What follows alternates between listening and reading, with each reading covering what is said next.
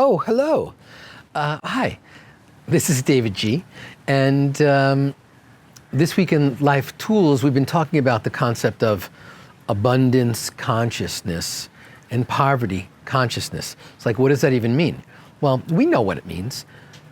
The entire universe is a mirror of what's going on inside. How do we feel about ourselves reflects out into how we feel about everything else that's going on. So, for example, if I'm second guessing myself, or let's say I'm having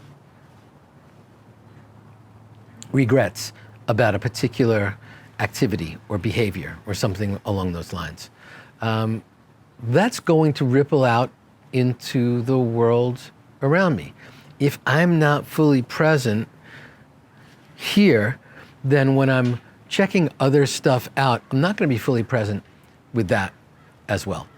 So I want to share with you just a couple of tools and tips that we can take into our day-to-day so that we can live with more of an abundance mindset rather than poverty consciousness. Now I remember I was in a particular job and my two bosses were sitting there and I came up with a suggestion.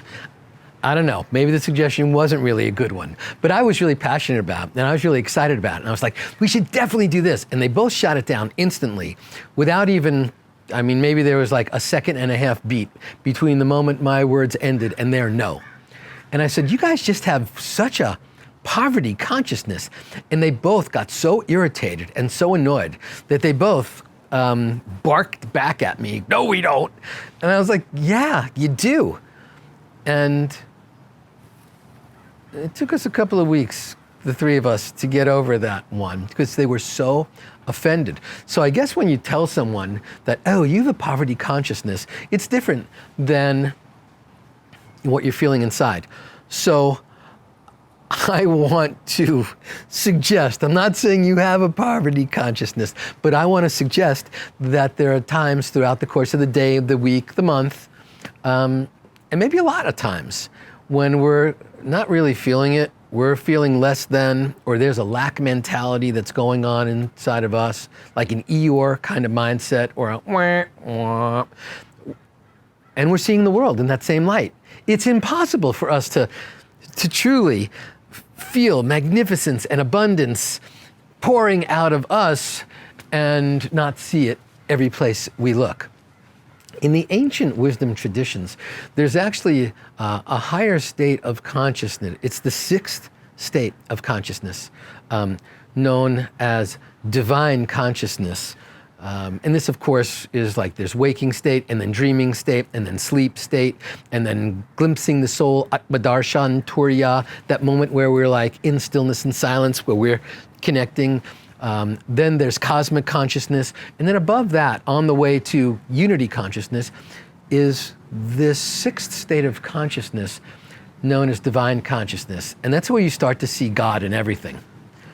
And this doesn't happen while you're meditating, but once you're heavily meditated, you start to see God in flowers, in people, in moments, in the wind.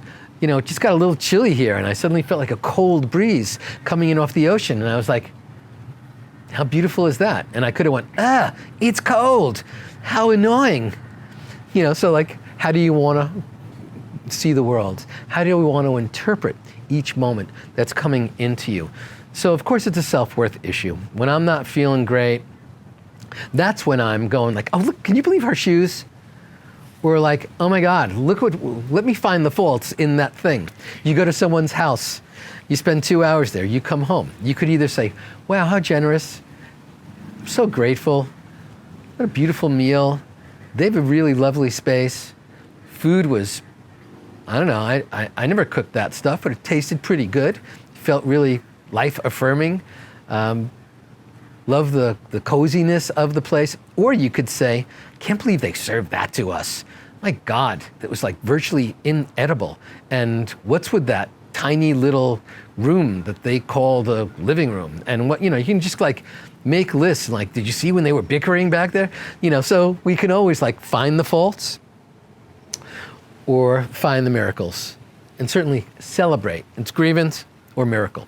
So part of the whole poverty mindset is like, I'm feeling like I can't do it. I've got a little voice negating whatever dreams and hopes and desires I have. So of course I will flow them back out into the world.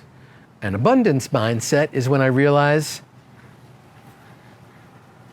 the pie is big and getting bigger. There's enough for everyone. And if that's like, oh, that's the last piece of pie, okay, well then maybe someone who wanted it more than me will have it. And then suddenly I'll get something else. We know that when one door closes, another one opens. We know that it was Aristotle who said nature abhors a vacuum and it will work to fill it. And so when something leaves us or when something closes, that's not the trigger for us to feel less than. That's the moment for us to feel inspired that like, wow, I have all this space. You know, if someone just broke up with you, well, the true love of your life could never come into your space while that person was there. If you're in a job and it's not really doing it for you and then they fire you, yeah, I understand. It's happened to me a bunch of times. It's hard. It's a horrible feeling. But how else were you going to step into the next wave? You weren't going to do it on your own. The universe had to sort of like bring the guillotine down to send you a message. So if we believe that that is not the last piece, if we believe that the pie is big and getting bigger, if we believe that we are in fact expressions of the universe, there's an ancient Sanskrit expression, yata pinde tat brahmandi. As is the cosmic mind, so is the personal mind. As is the cosmic body, so is the personal body. Essentially, I am not in the world is in me. Just think about that. Contained in every single cell of your entire existence is a teeny drop of the entire universe, which means you're whole. You may not be feeling whole, you may be feeling fractured and fragmented and broken down, but you are whole. You're pure. You may not be feeling pure, you may feel tainted and stained and embarrassed and shamed, but you are pure. You are perfect, and you may not be feeling perfect because you're just remembering that bumbling, stumbling moment where you said something you wish you could take back, or you did something that you truly regret. But you are whole and perfect and pure. And this moment is whole and perfect and pure. And every single moment in your life has been leading up to this sacred, precious, present moment. So I would just say, knowing all that, what are you going to do with that? Shall you choose grievance or miracle? Shall you choose to wallow in the past or take your life to the next level? Shall you choose to point fingers and judge or own your impact and step into your power? It's a choice. There's no right or wrong, and there's nothing external that's dictating who or what you should be. We get to make that choice internally. That doesn't mean that all of us have the exact same beautiful, magnificent circumstances, but we all have the same role models. We all have the same archetypes. We all have got the same dreams to rise above, to step up, to transform ourselves, and to take our lives to the next level. So the moment you find yourself pointing, judging, it's not a horrible thing, but you're not going to ever get to that place you want to be by pointing at what other people are doing. Remember, when you point at something, there's three fingers pointing right back at you. That's perfect. That should be your reminder. Let's get busy, right? Allow them to come back. Let's get busy.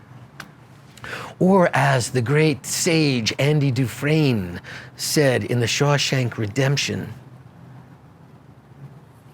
talking to Red, played by Morgan Freeman, in that magnificent Stephen King book and screenplay. The way I see it, you can get busy living or get busy dying. And if you get busy living, it's not all roses and unicorns and rainbows. It's hard work sometimes. It's suffering sometimes. But you actually then can manifest the life you've always dreamed and desired. Only from a place of abundance mindset can we step into our power, not from poverty consciousness. And that story you've been telling us, whatever that poverty consciousness is, like, no one's interested in it anymore. Let's toss that one in. Let's turn the page and write the new story where you experience this incredible magnificence. So here's a really fun tool for you to use. Envision that you've already accomplished it.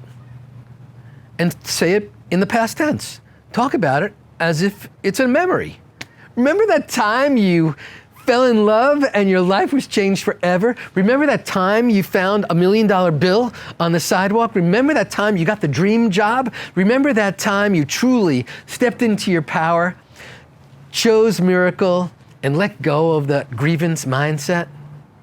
And so just try that as a fun way for you to walk through the world. Remember when? And keep meditating, because the best is yet to come. And we transform the world by transforming ourselves. I'll see you in the gap. Namaste. Think big.